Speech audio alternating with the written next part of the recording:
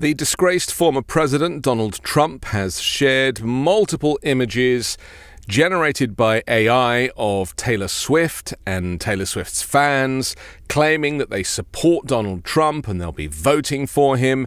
And then he reposted that with the caption, "I accept," on Truth Social.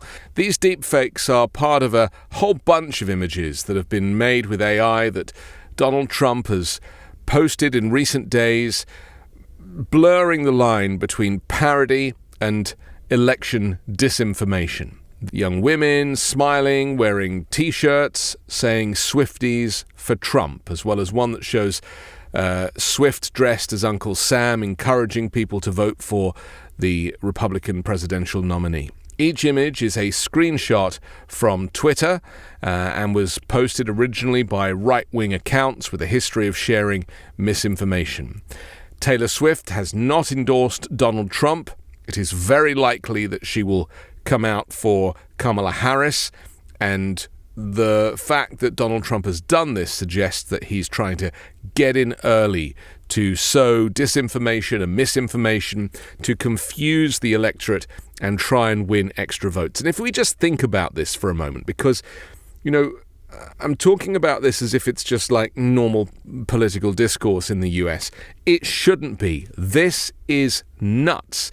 And it continues a pattern with Donald Trump as we get closer to the election, as he sees his poll numbers take a nosedive and Kamala Harris's rise. He is on the ropes. He is desperate. He is scared.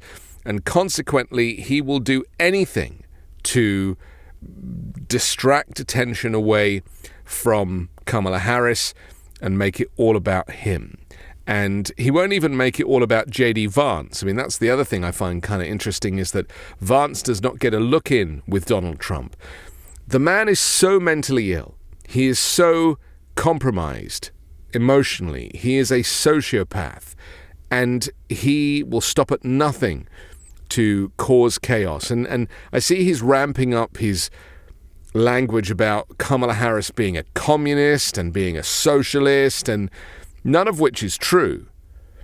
And yet Donald Trump is the one in bed with Vladimir Putin. He is the one taking the side of Putin in Ukraine. He is the one who has clearly a relationship with Vladimir Putin and with the Kremlin that, as an American, let alone an American running for president, should never have. And yet he has the cheek to call Kamala Harris a communist. The hypocrisy here is rife, the misinformation, the disinformation, and what I should point out more than anything is the insanity. Just the fact that he would create images or take images that are created to fake support from Taylor Swift, one of the biggest popular cultural icons of the moment, and get ahead of the game by claiming that she is supporting him when she quite clearly isn't. It's a little bit like him using Celine Dion's music at his rally and her saying, "You cannot use My Heart Will Go On. I do not endorse you. I do not give you permission for that." And then, of course, the irony of the fact that he uses Titanic's theme tune just as his campaign is sinking. So I think it's important that we have a bigger picture vision of what is happening here, and the corporate media are not reporting it in this way. They are just referring to the business as usual, a two-horse race, the kind of old school style reporting. They were referring, I was listening to NPR, they were referring to Donald Trump's economic plans and how he's set this out and set that out, and it's like, he doesn't have an economic plan. He is a populist. He is saying anything he can in the moment to try and win votes. Nothing he says will correlate to what he actually does. He doesn't know what he's doing. He is mentally ill.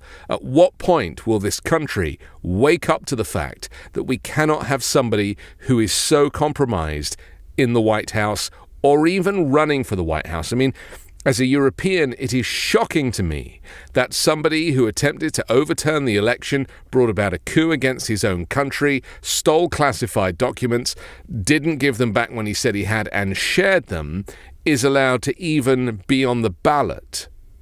I just want to interrupt myself for a moment to ask you to support me and independent journalism by becoming a member of this YouTube channel. Click join just below. It starts at just $3 a month, and it would be really helpful because at the moment, things have never been more complex and more dangerous with the rise of fascism and the fall of US democracy. So I'm going to do my best to put these messages and this analysis out every single day, but I really need your help to do that. If you don't want to join the YouTube channel and you're already on Patreon, you can sign up for my Patreon as well at patreon.com/5minutenews.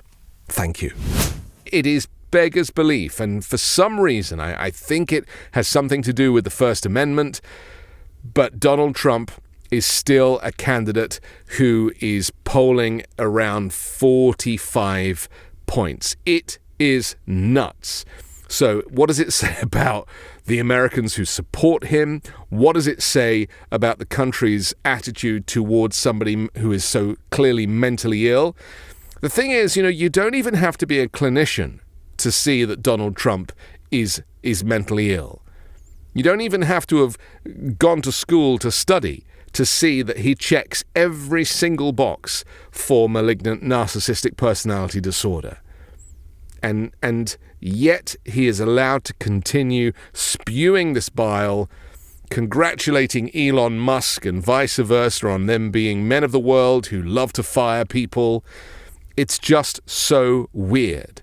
And so, from my perspective, at this precipice, as I often describe it, between freedom and fascism and democracy and dictatorship, the media is choosing fascism and dictatorship over the clarity that voters need in this moment. Donald Trump is an illegitimate candidate.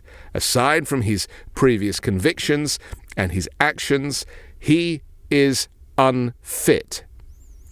And I will make it my mission between now and the election to expose more of his mental health collapse and make people realize that mental health is not a taboo subject. It is something that should be on everybody's mind. In fact, I've heard that substantially more than